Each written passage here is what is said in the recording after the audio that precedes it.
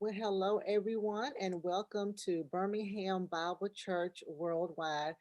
We want to welcome everyone in this virtual space. So, good morning, greater rising, whatever it is you like to say. If you are in Birmingham, happy Magic City Classic Week to all of you who are down there having a great time. But we are just excited that you have decided to join us here on today, or either to watch the playback. You are in store for a treat. You're going to get some great information brought to you by some great speakers on this great day. And so we want you to help us get the word out about this broadcast on today. This is our very first mental health conference and not the last. But please share this information. Please share this broadcast. Please take notes so that you can refer back to those notes, especially when you need it. And so we've actually tackled certain subjects on our Winning Wednesday as pertaining to mental health awareness. We've done it before. We even tackled it a little bit on the men's conference we had. But this is the first time that we are solely dedicating all of our attention to mental health. And why is that important? We did not realize that this was World Mental Health Month. I thought it was in May. I think May is something totally different, but this is the month that the whole world likes to raise awareness of mental health issues. And so that is so important because people need to get the support they need. We need to reduce the stigma that we can't have a therapist. We need to reduce that. I think years ago, even when I was growing up, you just didn't talk about mental health. You know, if somebody mentioned it, it was because they was referring to somebody in a mental institution. But that is not the case. And so I'm so glad that even years ago, I think it was last year after COVID really came, that you had celebrities talking about it, you had sports figures talking about it. And so we're excited about the information that's going to be given on today. Each one of our speakers is going to take a few minutes to tackle a different subject pertaining to our mental health. And so if you have any questions, please place them in the chat room so that our speakers can either address them now or they will address them as you reach out to them on a personal level. And so we're going to get started here on today. And so our very first speaker is Miss Tammy. She is with TC Counseling and Consulting Services. We've been knowing her for years. She is here in the Birmingham, Alabama area. She has a team of people. She is really growing. I was looking at some of her stuff. I'm like, man, Tammy is doing it. She's got multiple locations, but we are just so glad to have her on today. And so she is going to deal with the topic, I believe, of depression. So hello, Miss Tammy. Good morning, Lady Pam. How you doing? I'm good. How are you? Fine. You know you and Dr. Mason family, so whenever y'all call, they had to just come on to the plate. We sure appreciate it. You always one of our favorite people. Like we know Tammy can talk about this. So Yeah. thank you so much. Well, yeah, I'm going to be talking about the topic of depression. So that's what I'm going to be sharing today. So let's see. Got to get to the slideshow. Begin. All right. Can we see? Yes, that's perfect. We see it fine. Okay. So first of all, I want to thank Birmingham Bible Church, Dr. Mason and Lady Pam for having me. Y'all are just such a big inspiration and always come through for me. And Lady Pam, you saying you looked at my stuff. Did you see my other announcement? No, Location. I didn't see that. New location on the east side. I think we talked about it. You were building something the last time we talked, or getting it renovated or something. So yeah, so I'll be having y'all to come out and bless that place like you did in 2019 for the TC Transformational Center. Yeah, awesome. Okay.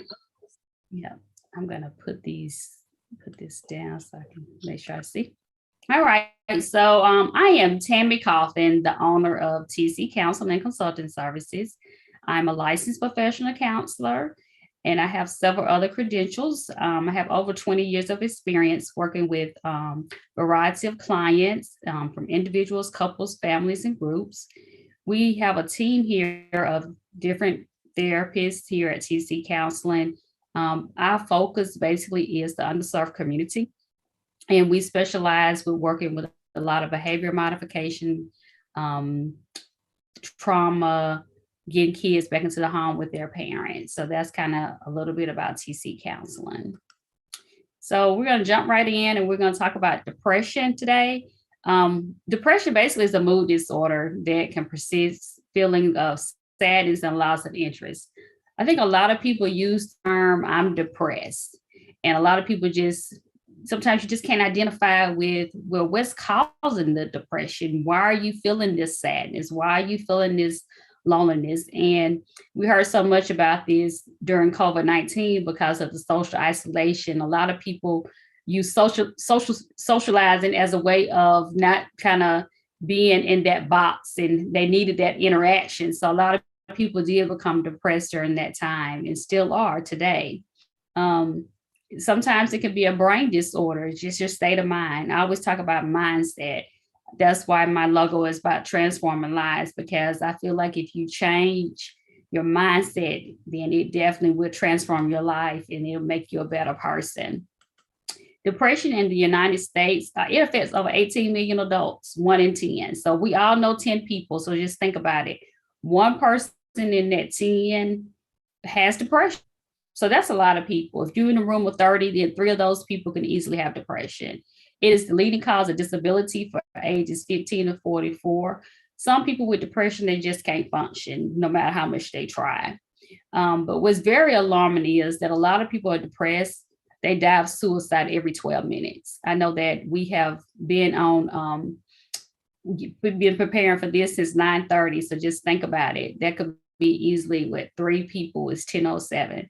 They have died from suicide because of depression. So those numbers are high. They're higher than you really think. A lot of times, too, in a lot of African American communities, we haven't talked about suicide. We've shied away from it, but it's becoming a very common topic now, where a lot of us are committing suicide because of depression and feeling overwhelmed.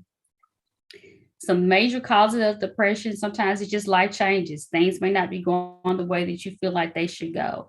Um, I know that me myself personally, I kind of experienced a little side of depression by losing my cousin during the pandemic, because she was my closest family member, and it made me very sad because we grew up together. That was my child. That was like a childhood person in my life that I socialized with as family. So, things like that can cause depression. Even get promoted, you think, oh, that's something good, but sometimes the stress of a new job can cause depression. Health issues. I mean, gosh, I don't know how many times you were on social media and you saw that someone, I should have put COVID in here, but someone has died from COVID. I mean, had COVID, not knowing how to battle that COVID, the feelings they had from that, the after effects of that. So we think about heart attacks, you just getting that diagnosis of cancer, just, things that could be going on with your body that can cause you to be depressed.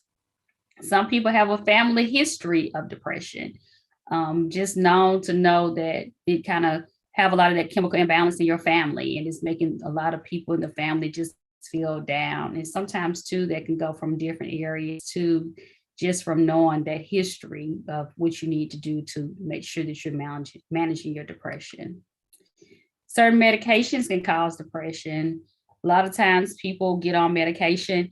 I watch, when you watch those infomercials about commercials, and they talk about, well, if you take this symptom, it may cause a whole list of issues. And I always say, well, dog, should you even take the medicine? Because sometimes the after effects may be worse than what you're dealing with. So you have to deal with that. So yeah, my leg is hurt, but now my eye may fall out from this medication.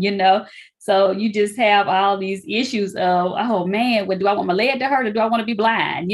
So sometimes you have to look at those things, and you have to see, well, what's going to be best to get me stable.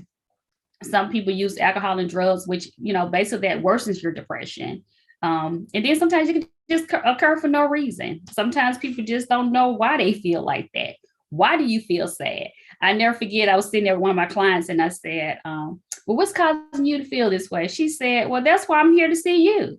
I said, well, I can't tell you why you feel this way if you can't tell me your symptoms. So sometimes people just don't know why they're feeling depressed, why they're feeling overwhelmed. And it's one of those things where you have to kind of just try to do that timeline and figure out, well, what happened on Monday to make me feel this way on Friday that makes me feel like I no longer want to be here. I no longer have family support. What's making me feel this way? And sometimes that, you have to do some deep soul searching and realize that from Monday to Friday, something happened between Tuesday and Thursday to make you feel that way. And sometimes we've been living with things so long that we just feel like it's a normal feeling and emotion. And once we realize that, hey, this is what's causing me to feel this way, then maybe I need to do something about it. Sometimes those symptoms you just feel hopelessness. You just feel like life doesn't matter. Don't have an interest in anything. You hear people just run around, Used to be vibrant people, love other people, going out, but now they just don't want to do anything. No energy, hard concentrating, just hard to sleep, low appetite. Some people overeat. Just thoughts of death, just no longer want to be here. And you try to convince people and you say, hey, you have something to live for. But at that moment, if they feel like they don't, they have to realize that I do have something to live for. I do have my kids. I do have this. You have to get them to see the good things in life. And when a person is depressed, sometimes it's hard to get them to see that because their mindset is on right now. Sometimes just those empty feelings can just lead to you just not want to be here. Um, just don't enjoy anything anymore. You don't want to be with your friends. You don't want to be with your family.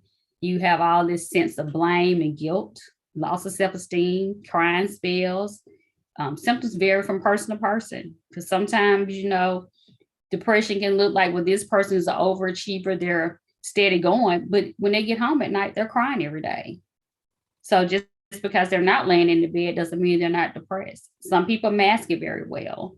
You hear all the time, especially you think about the celebrities out talking about it. You think about the roles they played in and who they supposedly are, but they're human. So they may be out in the world as one person, but when the door closed, who are they? Who are they then? What are they dealing with? Because at the end of the day, we all are human. We all have feelings. We all have emotions. And, I always ask my clients, especially my little kids, if you had 3 wishes, what would they be? A lot of times, they say all these different little things. But the number one answer you get is a lot of time is money. If I had more money, I'd be happy. And I have to tell them that doesn't cause happiness. You still could be depressed. You still could be bipolar. You still could be dealing with postpartum depression. You still could be dealing with anxiety. So sometimes our sense of reality makes us feel like if we had certain things, we wouldn't have these emotions. And what we have to realize is that our feelings are valid and that when you're feeling these feelings, you have to know how to deal with them. Some physical complaints of depression. A lot of people, like I was saying, just kind of lay around, don't do anything, neglect responsibilities. Sometimes you'll see people that, normally kind of keeping themselves up. Their appearance may look a little different. They just can't remember anything, can't concentrate, suicidal thoughts, difficult making decisions. Those are some of the physical complaints. Some of the types of depression, major depression, bipolar depression, seasonal affective depression, postpartum depression. So with major depression, this type causes symptoms that, they can begin suddenly, but possibly triggered by loss, crisis, or change, interfere with normal functioning, trouble getting to sleep or feeling sleepy during the day, continue for months or years. It is more common for episodes to be long lasting or to occur several times during a person's life. So these people probably are the people that are really, really down, really missing days from work, not interacting at all. Sometimes of these people. Bipolar depression.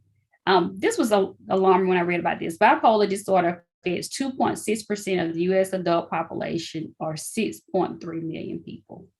That's a lot of people.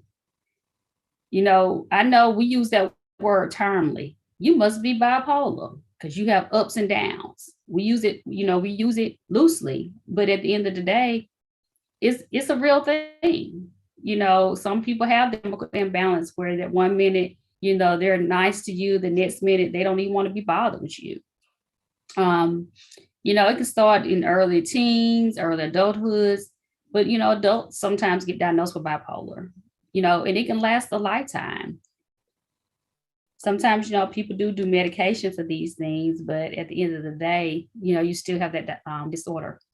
Seasonal affective depression. We're gonna see this a lot because when the season change, it's not light as long as it is. So we're gonna start seeing this because your body has to adjust to the fall, to Here it is dark at 4 o'clock in the daytime when it's normally not dark at 8 o'clock. So sometimes you do have effects from that. Postpartum is common with women who have given birth. You hear that a lot. You think, well, they have a baby, they should be happy, but sometimes women body goes through different changes to cause postpartum. So some treatment for depression, medication. A lot of times we don't want medication because, like I was saying, sometimes of the other side effects, but sometimes you need a little something to kind of get you balanced. That's kind of what I tell my clients. They're like, well, I don't want to do medication. Well, if you've tried all these things, sometimes you need a little something to get you balanced. It can ease the symptoms, can help you return to normal. Sometimes you have to change medications too. You can't, sometimes it may be too strong or may not be strong enough. But, at the end of the day, it's not a habit forming. You can just do it to make you feel better. Psychotherapy counseling, just discussing how you feel. Let somebody understand what you're going through. It can be interpersonal to work on your relationship or cognitive behavior to help you change your thinking. Because counseling is important too. It's an important piece of the puzzle because this person is a non-judgmental person and you can tell them anything and it's going to be confidential. Some strategies for coping with depression. You got to think positive, because sometimes let's replace these negative thoughts of how I'm feeling to make me feel better. Sometimes deep breathing, meditation can help you feel better. Getting rest can help you feel better. Exercising can help you feel better. Doing a well-balanced diet. Limiting screen time on social media. I have some clients that we talk about social media, how sometimes they look at a family, a wife, a husband, and a child, and they feel like that makes them depressed because they may not have that. So when I have to tell them, I always make this little joke, but I said, does everybody post everything that's bad? No. I said a lot of those people that are posted, they may be the main ones in here on my couch that don't even like each other. So sometimes you have to realize what's real, what's not real. And just because that's their life doesn't mean that it can't be your life and it can't be better. So just, being mindful of that. You got to learn how to relax and recharge. Set aside time for yourself. Keep a routine. That helps with your depression, helps with your anxiety, helps with your mental health. You got to keep calm and let's pray together. You got to use your spiritual life for support. That's very important. And Pam, you said what I was going to say at the end. It's okay to have Jesus and a therapist too, because that's very important. When I get people, especially people that come to me, a lot of times they're like, I've been praying about this and it hasn't changed. And I was like, well, it's okay. It's okay for us to talk about it because sometimes you need someone right there to give you some tools and strategies to help you. All right. And then I had questions and answer. So if you'd like to reach out to TC Counseling, we can be reached at 205-224-4387. Our website is www.tccounselingservices.com, or you can email us at tc@tccounselingservices.com.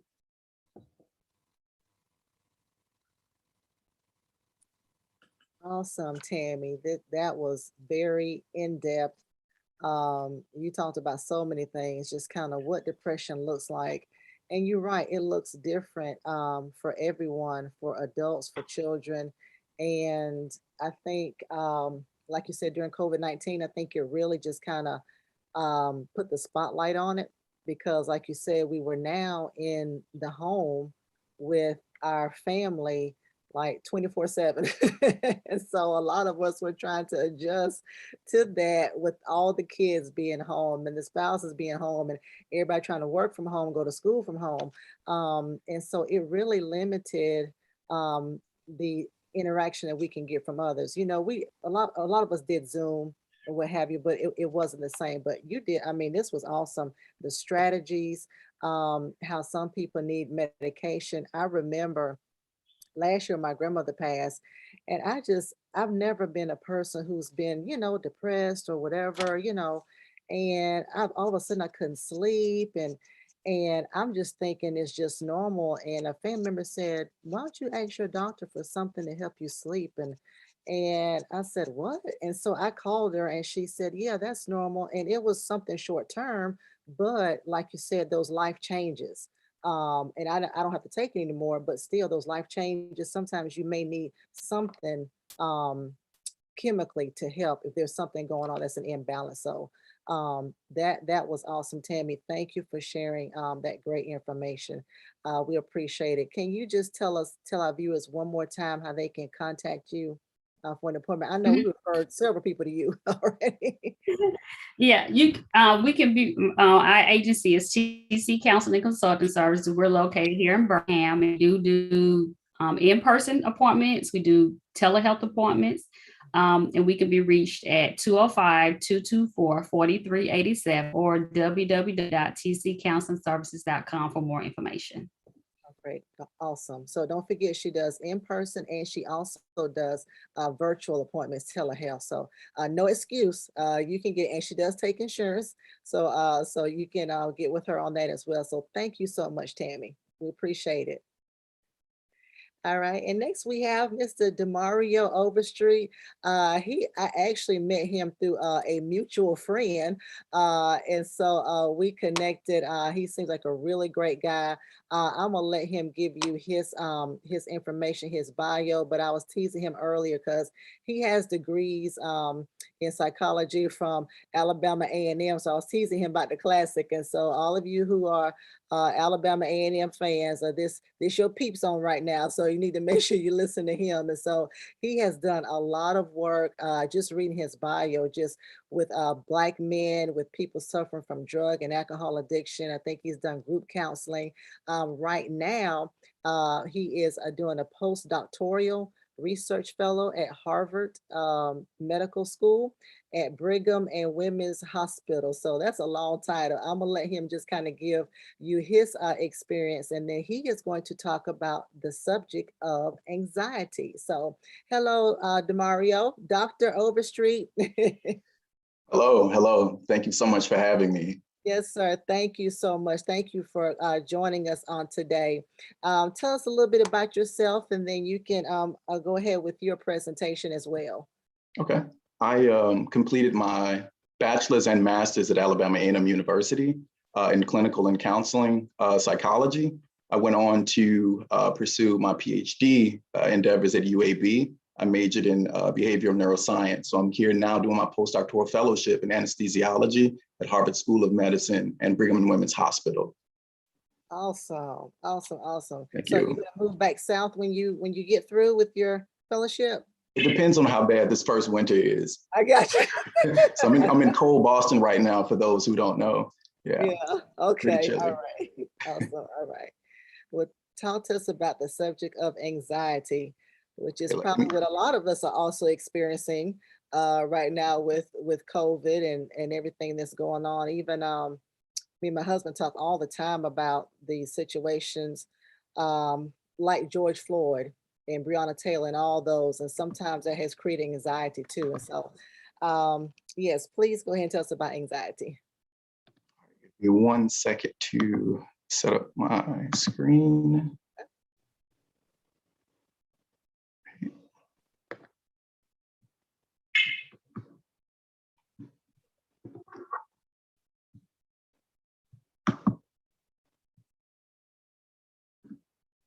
Can you all see anything?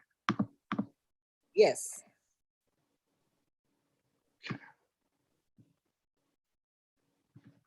Make sure. So, yep, we see it. It's perfect.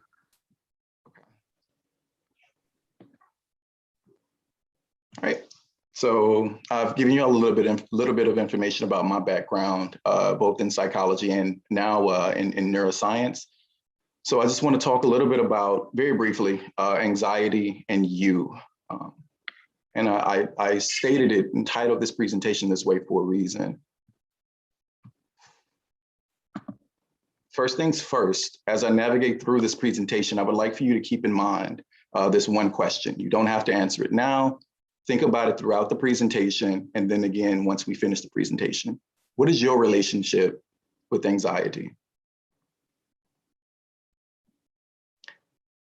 So with that question in mind, think about these next few slides. What is anxiety? Well, anxiety is the body's natural response to stress. It's typically characterized by a feeling of worry, nervousness, or unease. Right? About an imminent event or future situation with an uncertain outcome. Often we spend time ruminating on things that we have absolutely no control over. That contributes substantially to anxiety. How does anxiety feel? What are some physical or physiological symptoms of anxiety? You may notice that when you're anxious, you experience one or a combination of the following symptoms: strong, fast, or irregular heartbeat, dizziness, tiredness, you're just extremely fatigued, trembling or shaking, excessive sweating, shortness of breath, stomach ache, a difficulty falling asleep or staying asleep, insomnia. And some of these, as Tammy mentioned, will present in depression as well. Right? But my question now is anxiety always negative? And the short answer to that question is no. There's actually a healthy level of anxiety. Good stress is known as eustress, right? And it's the moderate or normal psychological stress interpreted as being beneficial to the person who experiences it, right? This type of stress causes you to be motivated and excited about life. So again, what's your relationship with anxiety? Are you experiencing eustress or is it distress? What are some examples of this eustress that I'm speaking of? Giving a presentation, like right now, an exam or a test, a first date, all right? The anticipation of these events could bring about some anxiety. However, if your relationship with anxiety is good, if you're giving a presentation, you may prepare better. You may practice more. If you're taking an exam, you may study more.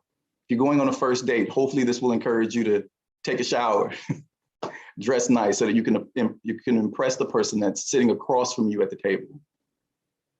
So that's eustress, and these are some of the examples of eustress. When is anxiety considered a mental health concern though? When is it clinical? So we deem most mental health conditions to be clinical when they drastically impact your daily life or ability to function. Anxiety is clinical when it becomes overwhelming and unmanageable, and it appears unexpectedly and frequently throughout your day. What are some ways to manage anxiety? One way is to learn more about anxiety in order to better address it.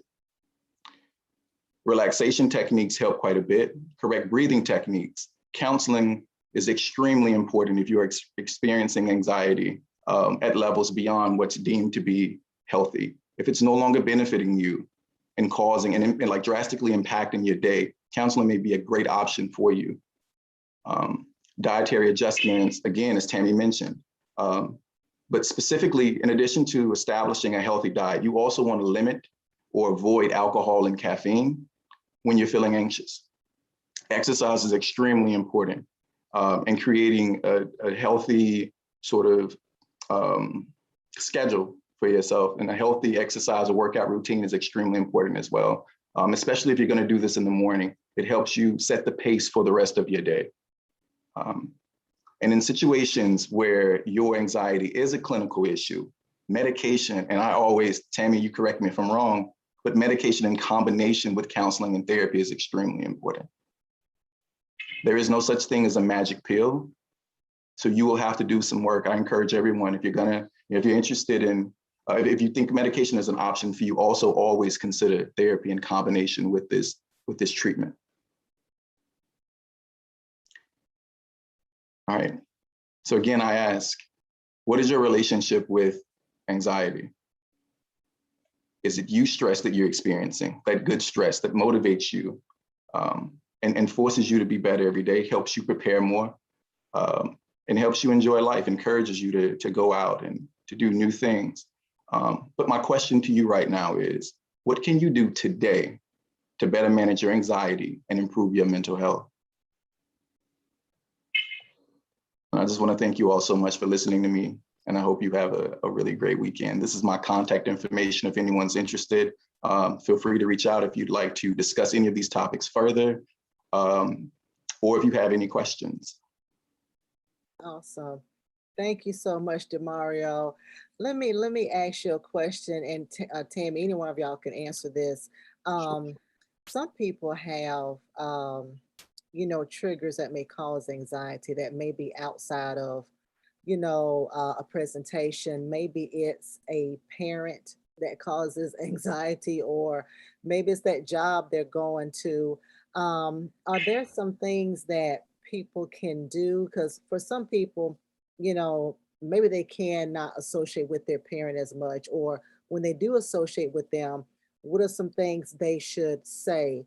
Or if they have this boss that just causes anxiety, and it's nothing that the person did, it wasn't like they're coming into work late all the time or something. Are there some things that they can do to kind of help with anxiety when dealing with someone face to face? You got anything like that? Yeah. So off the top of my head, one thing that I think is really important is to not keep those emotions bottled in. I think that it's really important in situations. So I always tell people there are very few things in life that we actually have control over, but you also can't let them have that much control over you. I think counseling is a really great option for someone experiencing something like that they can't control. I think writing, journaling helps a lot, and also having a conversation with that person that's bothering you to at least communicate what your issues are. Often the other person doesn't know unless you make that clear. And I think that when you do, if you're in a situation where you have to constantly be in contact with this person, that's one reason that counseling is so helpful. You no longer have to carry those negative feelings and burdens around with you. You have some place to breathe and let those out. Tammy, what are your thoughts? I agree with you on that, and also gives you opportunity to role play some things that you can say to that person in an appropriate manner, because when your emotions take over, you never know what you may say. So it gives you opportunities to build up the courage to be able to say, identify how I feel, because it's about how I feel, not putting the blame on how you make me feel. It's about how I feel. And sometimes people receive it more when you're expressing yourself, because you're letting them know how I feel. Communication styles are important too with expressing yourself, because you got to know if that person is a great aggressive communicator, or, and if you passive and they're aggressive, then you may not get that I feeling out, so just be able to talk about those type of things are very important. I love journaling. I give my clients journals all the time. And some people don't like to physically write. I tell them, use your phone, put the notes in your phone, because now with technology, a lot of things you can do, a lot of apps for that too. Meditation, just having that quiet moment to check in with yourself. And when you mentioned job, Ms. Pam, I'll be transparent. I thought about me working at the school, and I knew it was time for me to leave when I started having those feelings of anxiety of pulling up somewhere I no longer was happy. I agree wholeheartedly. Yeah. Mm-hmm. I remember that conversation that you had with us, and you told us about that, and you're right. So that's good. Yeah. Mm-hmm. Sometimes anxiety is a way to get you into your purpose of what you're supposed to be doing. Yeah. Mm-hmm. Yeah. And I think about that all the time. I said, 3 years later, if I would have been disobedient and stayed there, I wouldn't even be able to say my testimony of the things that God has done for me. But I had to get that uncomfortable feeling of not knowing what was wrong with me. Some of those things I talked about in depression, not knowing what was wrong with me. Why am I feeling this way? Why am I feeling sad? I love my job. I had to get that uncomfortable feeling to the point of it became so unbearable. I knew I was not living in my purpose anymore. Well, thank y'all. Those are great tips. Those are great tips. Thank y'all so much. Awesome information. Demario, just share with us one more time how people can contact you on Twitter. Because people who are watching, you can contact them directly if you want more information, if you need some additional help, if you want to schedule, appointments virtual or in person. So tell us one more time on Twitter how people can contact you. Sure. Yeah. So Dr. Overstreet 06. 06. Yes. Okay. All right. Thank you.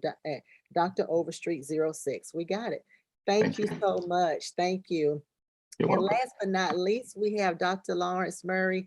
He has been with us before. He is assistant professor of psychology at Langston University.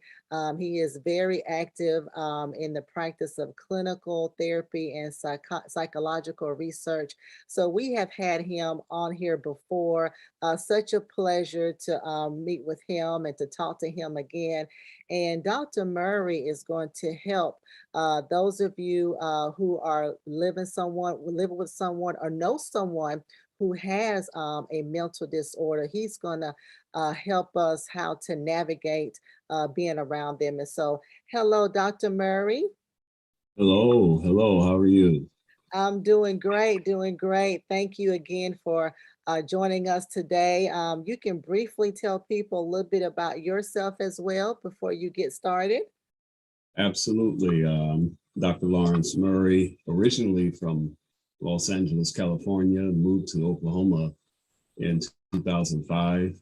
And interesting migration here was at UCLA there in their neuropsychological institute there doing research, and was called here because of a former CFO at Pepperdine University became the president of a smaller college here. And so here I am and came to serve.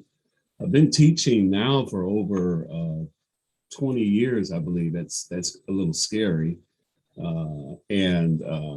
Like Ms. Coffin, I operate Dr. Murray's mental health and consultation services. And so we're grateful for that. And as you can see, I don't know if you know, I'm here at the university now, committed to Saturdays. I have some students, some of my research students outside my office here. I've told them if they come on camera, I'm gonna bust them up. But I'm here committed to Langston University with our students here, and just excited to be here. And of course, Lady Pam, also excited to be with you. And I'm extremely honored to be with Dr. Overstreet and Ms. Coffin. So this is awesome. And I have the tie-in of talking about loving someone with a mental disorder. And my colleagues before me so wisely stated some things that I don't have to do a lot of work in terms of just establishing things other than just giving you a frame of where I'm going just to get to how to love someone. And I think because my PhD is in clinical psychology, and like Dr. Overstreet, just very wedded to the clinical processes, and in particular the neuroscience of brain and behavior, that central nervous system that ties us to what we do. But I want to step out of that before we even talk about how to love someone with a mental illness.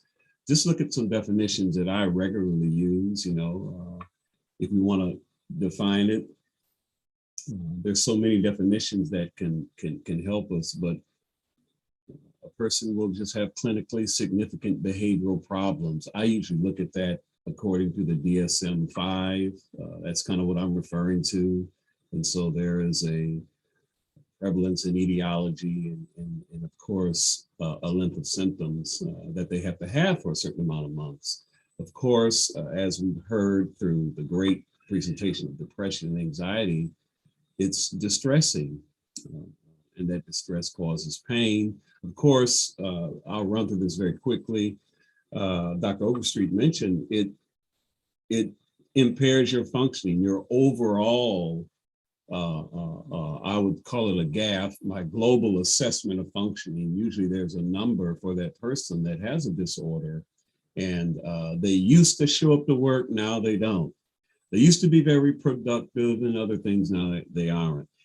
And then, of course, if we look at mental illness, before we can even love them, I am a proponent of this multi-path perspective that I think all clinical persons are, where we have to look at every individual through the biological, psychological, social, and sociocultural dimensions, you know. I'm very wedded to the biological processes because I enjoy that. When we start talking about neurotransmitter substances and what they do and naturally do, and then how people can exacerbate them or mimic them or things of that nature. I'm into that, and that's and I have students laughing out there now. I'm so into that. I gravitate to that, but then I have to obey what the other professionals on our call, Lady Pam, will purport to, and that is the psychological, social, and sociocultural, where this comprises of this person that has been diagnosed with a disorder. And so looking at all of this is I think, in a sense, enough to keep a person busy in terms of looking at them as a whole person. But one of the things I wanted to say is not to be confused with weakness of character. And there are ways that we can normalize a mental illness, but I'll refrain from that. Just let's look at the facts about it. It has nothing to do with intelligence. Very quickly, can happen to anyone. Very quickly, chronic but not contagious. And that has to really to do, again, I'm gonna talk about love, Lady Pam, but again, it has to do with the idea that no one wants to be around you, and there is work in dealing with those that are mentally ill. But then in many cases, and I know the other professionals on the call will definitely add into this.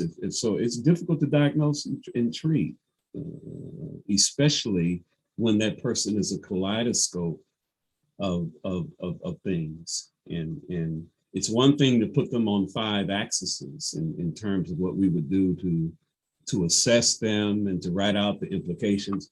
But it's another thing to, there could be some comorbidity issues and dual diagnosis issues. And like our colleagues just talked about, they can have both anxiety and depression. I think they kind of coexist at the same time in many instances. And so again, that's there. It can be treated. The mentally ill are not dangerous, and should not be confused with terms like psychopath or sociopath.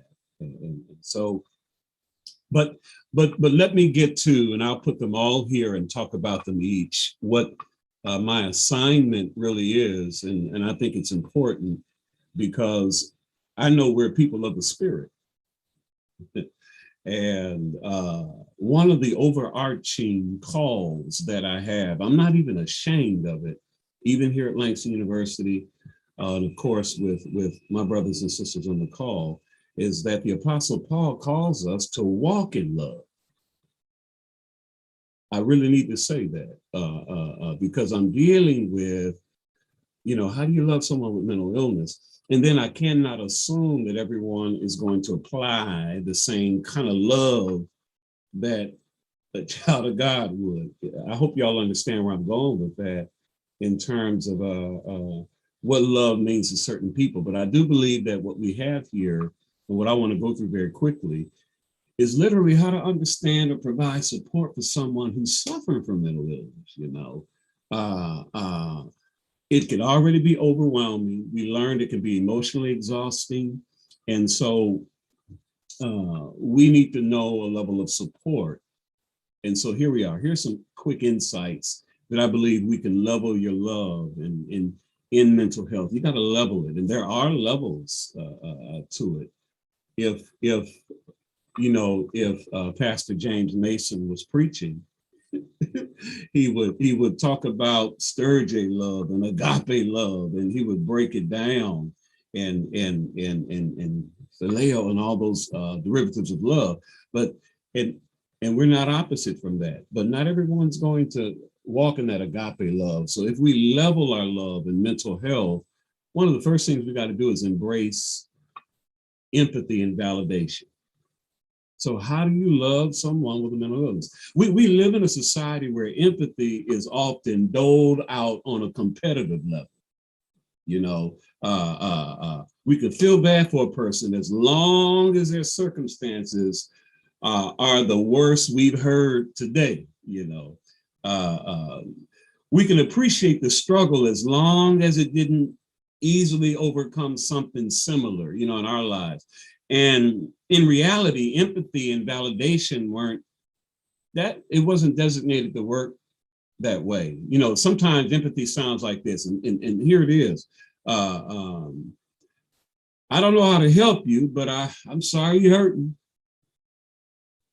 And I have to mention that sometimes in the faith community, we can have that kind of veneer or spirit, right? If I can apply it there.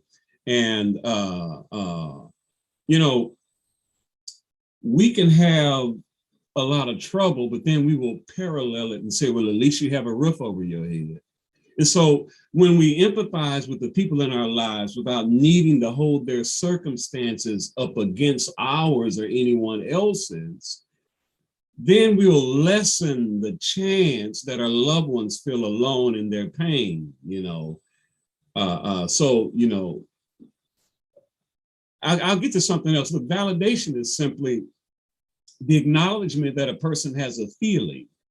So this goes beyond saying my loved one or the church, someone in the church ministry, someone on my job has a mental disorder. It's literally validating them that they feel that way. You know, man, I understand that you're angry right now. I've been angry. I understand that you have anxious moments right now. You may not understand the whole scope of it, but allowing that person that has this mental disorder to see that we acknowledge what they're feeling can give them the freedom to accept that feeling and kind of move on without allowing that feeling to create a barrier. I hope you understand that. And if I move further, avoid saying things like do better or even don't say try harder. Now, and let me qualify that because, you know, if you have an asthma attack, what they're going to say, try harder at breathing. You're not going to do that. It would be ineffective. It would be unsafe. But when it comes to matters of the brain, Dr. Overstreet, we have, I'm going to just say this, we have adopted the sentiment that grit will get us through. And I just informed you, you know, I'm kind of wedded to the biological process. And some people with mental disorders, and I'll get to it later, you see it on there, educating yourself. But you have to stay away from the sentiment that, you know, you'll get through. Just develop the grit. Now, that's flawed logic. And your loved one's mind, or the person that has a disorder, their mind is valuable and vital to controlling their ability to get well. So that's kind of the rationale where I'm coming to. So when someone's having an asthma attack, since I use that, or they can't breathe, you know, we act fast, we give them the medication they need. Sometimes we give them adequate time to breathe, and we give them space, don't we? Well, mental illnesses are scientific, physiological illnesses that need to be treated in such a way for wellness to be achieved. And so it's very critical that you don't put upon their shoulder or anyone's shoulder the do better or try harder concept, because then you're telling their brain to get grit. And sometimes those things are, if I can say, dopaminergic. And I don't want to start mentioning all of that we avoid because we're faith people. Let me just say that. In Lady Pam, you mentioned it in praying. So again, we have to obey our bodies, even the mind. And then educate yourself. So educate yourself about the symptoms. Each mental illness, like all illnesses, and in my estimation, in my DSM that I use weekly almost, is 250 categories in there of mental disorders. And so, we don't want to start mentioning and cataloging and chronicling disorders that, I think the two that we've heard are the top, especially since now most of my clientele are Army, Navy, Air Force, and Marine service women and men for PTSD and other things like that. But each mental illness, like all illnesses, has its own specific set of symptoms that manifests in seasons of struggle. So you heard the seasonal affective disorder. My brother lives, Miss Coffin, in Portland, Oregon. It's always gray and raining out there, and in many cases overcast. And so you're right about that seasonal affective disorder. But what's so interesting about it, even a person, Dr. Overstreet, with an anxiety disorder may have difficulty concentrating or feeling fatigue or restless or irritability. And even those with PTSD have a hard time staying present or having negative changes in their current belief system. And so one of the last things you want to do is not know about the symptomology. In particular, anxiety, the triggers. I've been in classes and have seen panic attacks come. I've seen, because, the sympathetic and parasympathetic systems are undeniable. That's physiological. And so the sweat, of course, you can't see heart palpitations, but you certainly, and Dr. Overstreet, I'm sure you know this, you certainly understand what's happening in that limbic system and those types of things. And so the average person, though, as I hasten to move forward, needs to be understood. And so educating yourself about the symptoms and not falling into the African-American stigmata of mental disorders should be what an individual should do. And then in conjunction with that, so I can move forward, is research a lot of treatment options. And once we face the reality that you have a friend, loved one, or whoever it is with a mental disorder, research the symptoms. We talked about depression today, and if we can just stay on topic, you notice they can't get out of bed, and you don't want to take things like that personally. They don't love us anymore. Don't take it personal. Is another idea. So research the treatment options, right? There are a myriad of treatment options for people suffering from mental illness. We've heard medication. I'm a strong proponent of medication and psychotherapy. That's the very reason why the medication will do one thing, but you need a therapist who's competent for the thinking errors that can occur as the drug biodistributes. And it does have to biodistribute, and that's a different process. And then a lot of people, there's a lot of self-medication in conjunction with being medicated, and that's another topic altogether. So you should not, integrate certain types of street derivatives and things of that nature. And then if there are, in the work that I try to do, even with the families that our consortium treats, we try to provide this wraparound therapy. And so it's not just the sufferer, but it can be the family. And the family understands triggers and things of that nature. And then, Christians need to meditate. I'm going to say this and step on, something, we can't meditate. And it's transcendental meditation. It's Eastern philosophy. No. And this is not that's error biblically. But we are supposed to be meditative people. We're supposed to be mindset people, you know, and as people of faith, if we're going that level, the scriptures are replete with mindset stuff. And then moving forward to end, don't set a timetable. There's no magic time frame for wholeness. There's just not.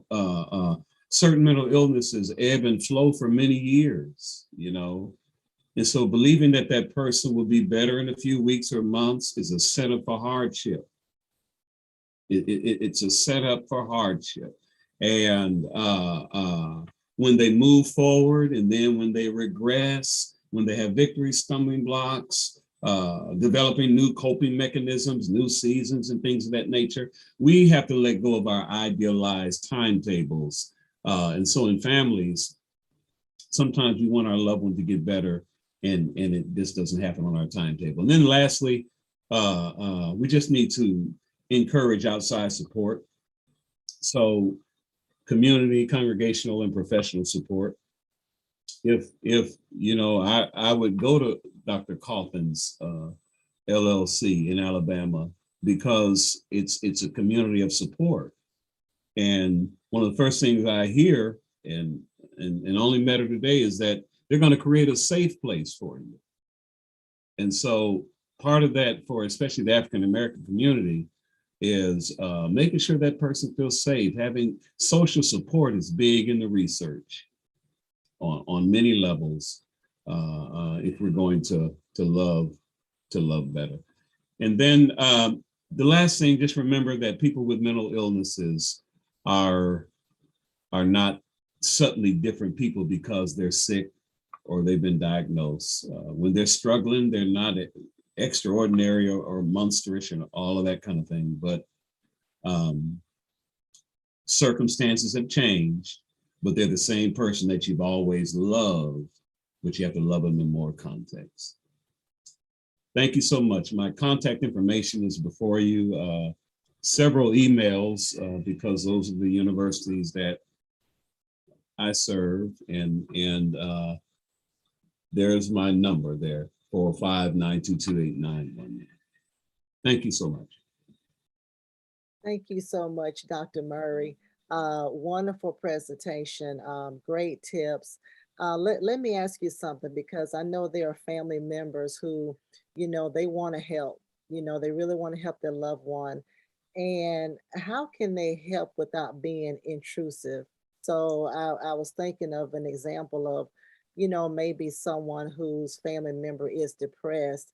And so the first thing they probably want to do is, hey, come on, let's go here or let's go there. And I don't know, the loved one could be like, I don't want to go, leave me alone. How can we help our loved one without being just pushy, if that's Yeah. a lack of a better word?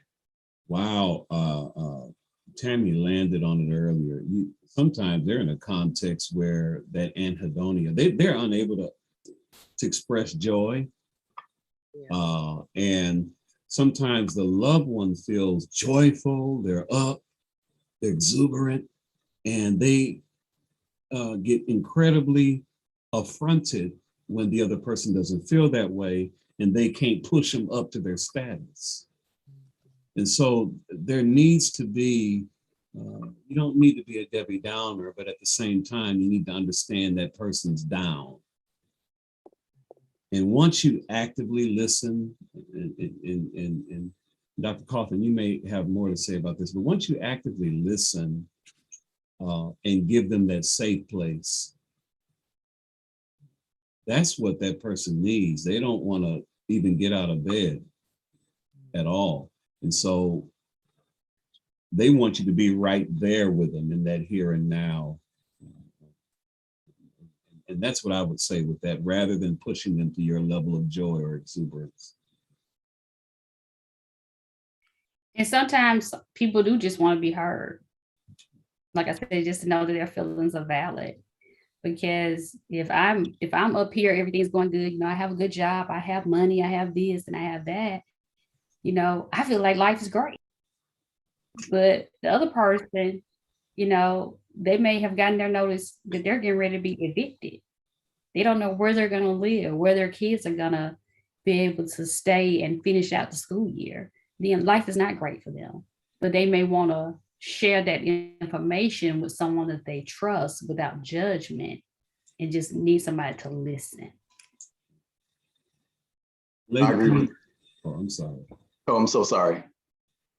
I was going to say, I'm sorry, Dr. Overstreet. I was going to say, by way of transparency, when my brother died in 2013, you know, now I see a therapist as a clinician, so I don't want to hide that. But one of the things I did, you all, because I happened to preach the gospel, I kind of fell back on, hey, I do funerals, I know about death, and so on and so forth. And Tammy, one of the very things I did was I went down. And what was so interesting is that you can know all of the information, you can have all of the skills and clinical skills and all of that, but then you still need to be in front of that person that's competent, and like you said, that's really going to hear you. Once you're heard, man, that creates that ease. That's all I was going to say. Sorry, Dr. Overstreet. No. I was actually just going to substantiate the same thing that you two were both saying about sometimes the person just wants to be heard. You two both understand completely how important making sure that sort of like the Rogerian thought process of therapy works. Therapy is patient-centered, right? And I think it's important to have those conversations to ensure that you are benefiting that person in the way that they want to be benefited. You're listening to them, they do feel heard, and that they're guiding their own progress. That's extremely important. Often, like, we negate what they need and we immediately start, providing them with information from from like something we may have read off the internet, or we've talked to someone else, but still you never considered what this person needed. So, and I think that point ties in both what Dr. Murray was saying and Ms. Kaufman. It's really important to speak with them to ensure that you are providing them with the information and the help that they need. Also, that you're validating their experience. Dr. Murray, you spoke a lot about invalidating the experience of someone you love who has a mental disorder. I do have a quick question for you, because I do think that that's an important point. What I would like to ask you is, what is the negative aspect, the downside of invalidating the experience of someone you love with a mental disorder? It further, in my opinion, it puts them further in that condition. In particular, you both mentioned it, the cognitive distortion aspect, and you may have to wax eloquently on that, but I've experienced where if you invalidate it, they're going to go further into that cognitive distortion belief set that I'm nothing, and then what I have is not important to other people in terms of listening. That's how I would answer that, I think, Because I thought about you said your comment of that statement, you need to do better. Like that's part of that. When that child is acting up at school and you don't know why, and the parent comes up, well, you need to do better. You know what you're supposed to do, but what is causing that behavior? And so when you do have that mental illness, I may not know that I'm, as a kid say, I don't know if they still say it now, spasm out, or wherever they used to say, call it, that I'm in a whole nother world and that I just acted out on you. And I'm getting told I need to do better. But what is really wrong? And that brain logs that. It's like, we'll think that way on this call, but then others need to know the brain is always learning and it adapts those changes, whatever it is, and so if a person does do that, the other person is extremely important. If I'm going to Ms. Kaufman, I'm going to her services, I'm giving her that power. And so she's interacting with my brain. And that's why a person goes. That safe place is so important. But again, I'm looking at the first rung of that multi-path system. It's important that the central nerve, you're going to always trigger that central nervous system with beliefs, and then you have to consider how that person's values, their culture, what values and beliefs and things handed down are already hardwired.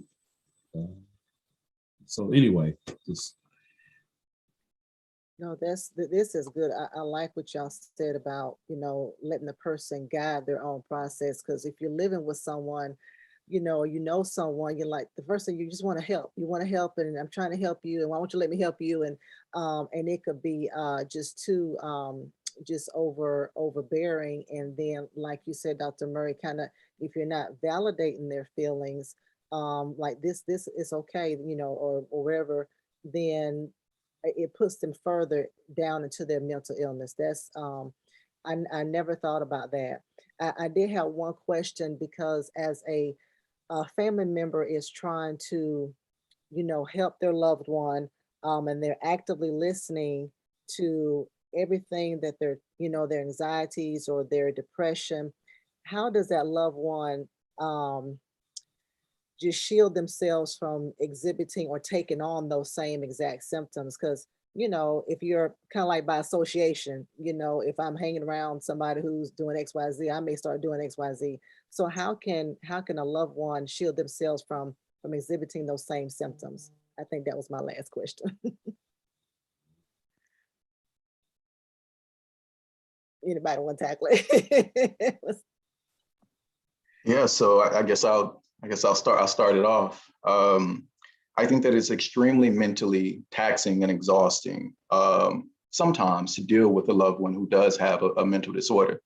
I think that one great place to start is ensuring that you are taking care of yourself mentally, and that if you feel that therapy is a good option for you, that psychotherapy is a good option for you, then you pursue that route as well, because it's just as much a burden for a caretaker. As we know, in any sort of hospice in healthcare, it is extremely burdensome for someone who's a caretaker, just as much as it is someone who's afflicted. So I think, ensuring that you are taking care of your mental health, and you're receiving counseling, and you have they have groups for individuals who are caretakers, or on Facebook, whether that's a Facebook group or somewhere you can go in person.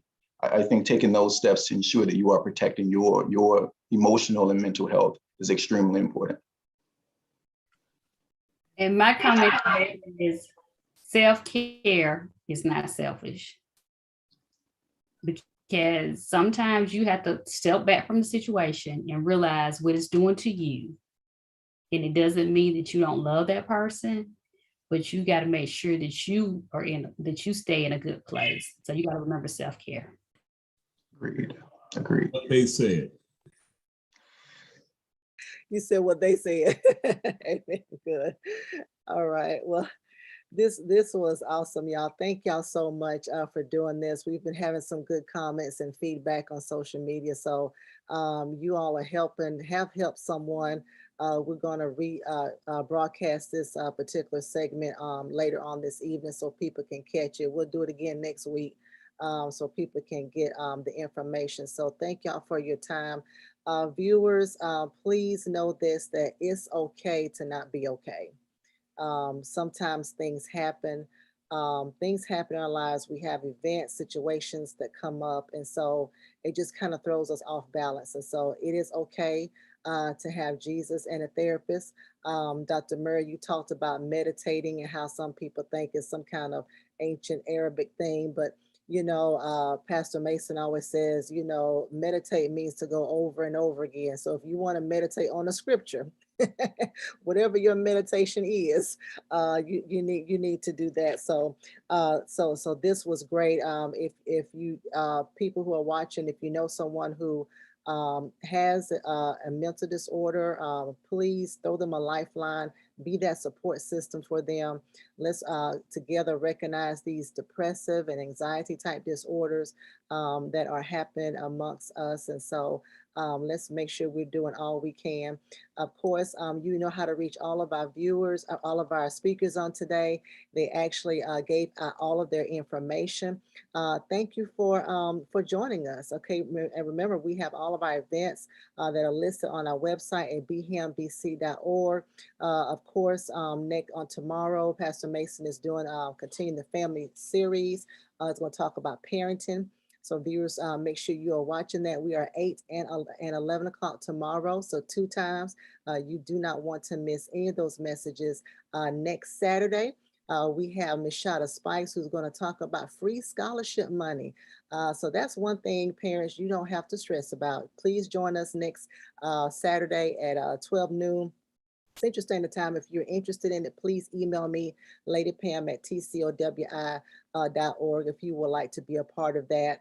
The month of November is going to be great for BHAM BC. We are celebrating several years of doing ministry.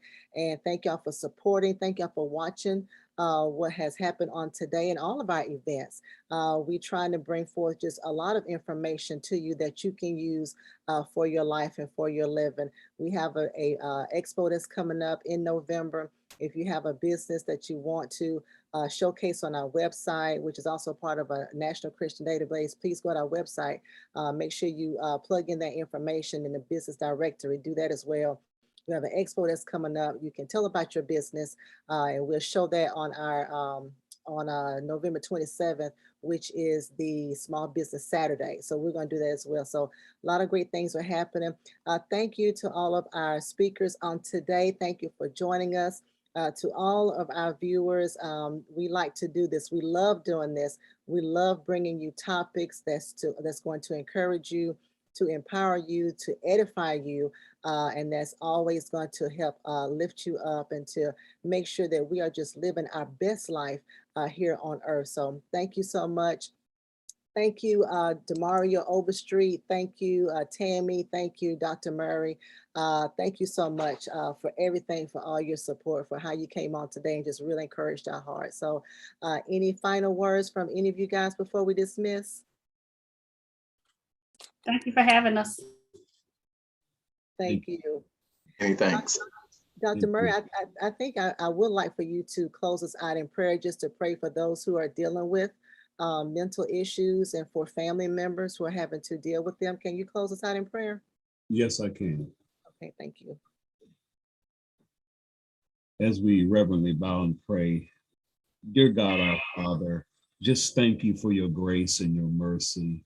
Above all, Heavenly Father, for your servants, Tammy, and for your servants, Lady Pam, and for your servant Mario, and Lord, even me, just thank you. And the Father, bless them in Alabama. Bless her, Heavenly Father, her business and her consultation services. Heavenly Father, bless Tammy's family, bless Lady Pam and Pastor Pam, Heavenly Father. And then, dear God, I ask that you bless Brother Overstreet as he's in Boston and finishing his postdoc. Heavenly Father, give him everything that he needs now and in the future. Heavenly Father, bless the Bam Bible Church, dear God, and just we thank you for your grace and your mercy. Now, please help a family, help loved ones, and help those who are suffering with mental illnesses, that they'll be favored. In Christ's name we pray. Amen.